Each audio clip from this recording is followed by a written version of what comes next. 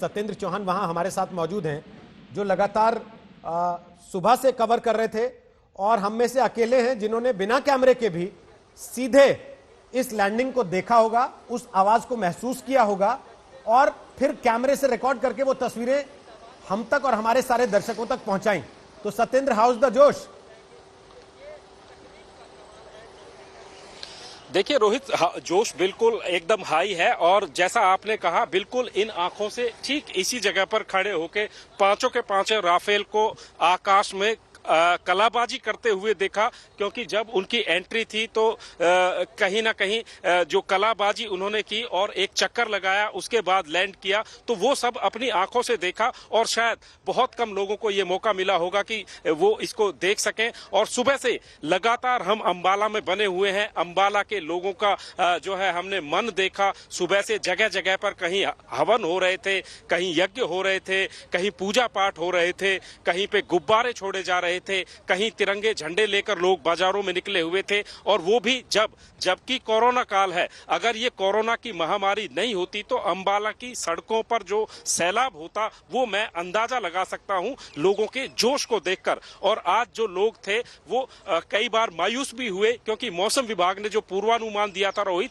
ये कहा था 9 से 12 के बीच में बारिश हो सकती है और अगर मौसम गड़बड़ाता है तो फिर अंबाला की बजाय ये लैंडिंग जोधपुर एयरबेस में होनी थी। तो इस खबर ने कहीं ना कहीं अंबाला के लोगों को मायूस भी किया। लेकिन बात अंबाला के लोगों की नहीं है, इस पूरे जो है मूवमेंट पर पूरा देश नजरें लगाकर बैठा हुआ था, टकटकी बांधे बैठा हुआ था और पल पल की जो जानकारी हम दे रहे थे तो हमें खुद अंदाजा लगा सकते हैं कि लोगों में कितनी बेचैनी होगी, कितनी बेकरारी होगी। लेकिन 3:10 के करीब वो लम्हा हमने अपनी इन आंखों से देखा, जिसका गवाह पूरा हिंदुस्तान हमारे टेलीविजन के माध्यम से बना। तो कुल मिलाकर आज एक संकेत पूरी दुनिया में बिना एक भी शब्द बोले गया है कि भारत अब पहले का भारत नहीं है, भारत बदल चुका है। दूसरी बात रोहित, अंबाला एयरबेस में आज एक इतिहास भी रचा गया है, क्योंकि आज से 41 साल पहले 27 जुलाई 1979 को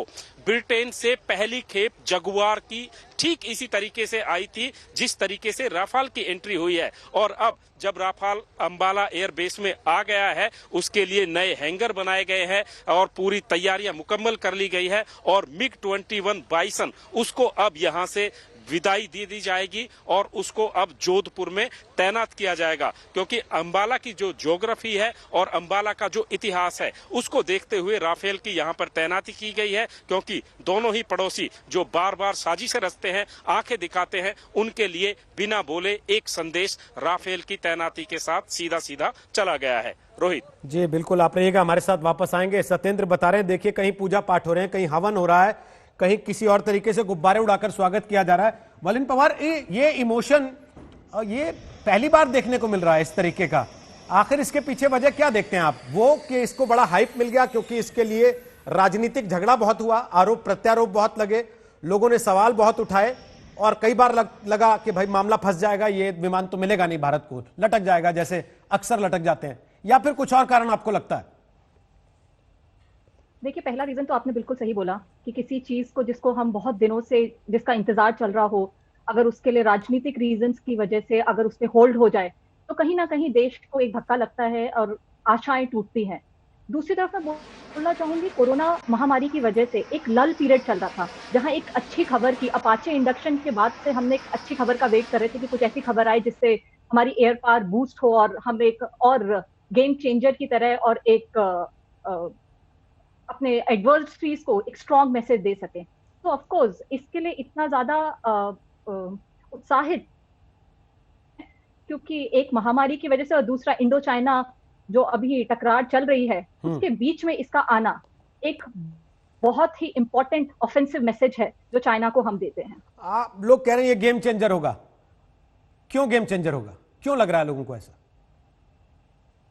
जी देखिए, पहले तो अगर मैं इस पे टेक्नोलॉजी के बारे में तो हम बहुत बार बात कर चुके हैं। मैं बताती हूँ कि जहाज के सबसे ज्यादा हमने इसकी मिसाइल्स के बारे में बात कर लिया, मिटियोर के बारे में बात कर लिया, स्कैल्प, हैमर जो मिसाइल्स हैं जो हम लीबिया में और टर्किश एयरफोर्स के ऊपर जो हम लोग टेस्ट कर चुके हैं, और जहां हमने देखा था कि लीबिया में टर्की के कितने ग्राउंड लेवल वेपन्स को एंड बंकर्स को हैमर मिसाइल ने रफेल के थ्रू, रफेल एयरक्राफ्ट ने हैमर के थ्रू नेस्तनाबूद कर दिया था। उसके साथ साथ अगर हम एक और इसके फैसेट की बात करें, जो होता है मेंटेनेंस। मेंटेनेंस एक ऐसी चीज होती है जो जहाज को उस टाइम के लिए वो एक सिटिंग डक की तरह होता है। उस टाइम पे वो जहाज किसी काम का नहीं होता है। तो इस जहाज में लो फ्यूल कंजम्पशन रेट होने की वजह से ये ज्यादा देर उड़ान भर सकता है, और लो मेंटेनेंस टाइम ग्राउंड पे लगने की वजह से ये ज्यादा देर हवा में और कम देर आपको जमीन पे दिखेगा, जिसकी वजह से इसका जो टर्न अराउंड टाइम है वो कम होता है। और एक दिन में सॉर्टी जनरेशन रेट, जो कि एक लड़ाई के टाइम पे बहुत इंपॉर्टेंट है, और वो भी इसको ध्यान में रखते हुए दैट अभी हमारे पास सिर्फ 5 रफेल हैं, ये बहुत इंपॉर्टेंट है। जी श्वेता, आप कुछ पूछना चाह रही थी, बीच में पूछ सकती हैं आप। नहीं, फ्लाइट कंट्रोलर होने के नाते राफेल जैसा आधुनिक विमान आपको ज्यादा आसानी, आपके लिए सहूलियत होगा या फिर ज्यादा आपकी मुश्किल? क्योंकि एक फ्लाइट कंट्रोलर पूरी तरीके से एक उस फाइटर पायलट का साथी होता है जो अपने विमान में उस समय अकेला है और आपकी आवाज उसके साथ सिर्फ उसे नियंत्रित कर रही है और उसकी मदद कर रही है। तो एक आधुनिक विमान एक फ्लाइट कंट्रोलर के काम को कम करता है या ज्यादा करता है? जी श्वेता, ये बहुत ही अच्छा सवाल आपने मुझसे पूछा है, क्योंकि इसके 2 पहलू हैं। अगर तो जहाज अपने डेली मेंटेनेंस सॉर्टीज के लिए जा रहा है, जहां वो अपना रडार चेक कर रहा है या एयरफ्रेम एंड इंजन चेक कर रहा है, उस टाइम पे ये हमारे काम को आधे से भी कम कर देता है। पर जैसे रफेल है, ये ओमनी एयरक्राफ्ट है, ये air to ground, air to air, strike in deep inside enemy territory, सारे रोल एक सॉर्टी में करने की सक्षमता रखता है। उसको ध्यान में रखते हुए उस सिनेरियो में ये हमारे काम को 10 गुना बढ़ा देता है। बिकॉज हम रडार में जहां एक IACCS पिक्चर के थ्रू, जहां पे मैं हजारों किलोमीटर की एयर पिक्चर को अपने एक कंसोल पे देख सकती हूँ, और सेम मुझे कम से कम लफ्जों में रफेल के पायलट तक एक प्रायोरिटी को देखते हुए पहुंचाना होता है, वहां पे हमारा काम 10 गुना बढ़ा देता है। तो इसके दोनों पहलू हैं श्वेता।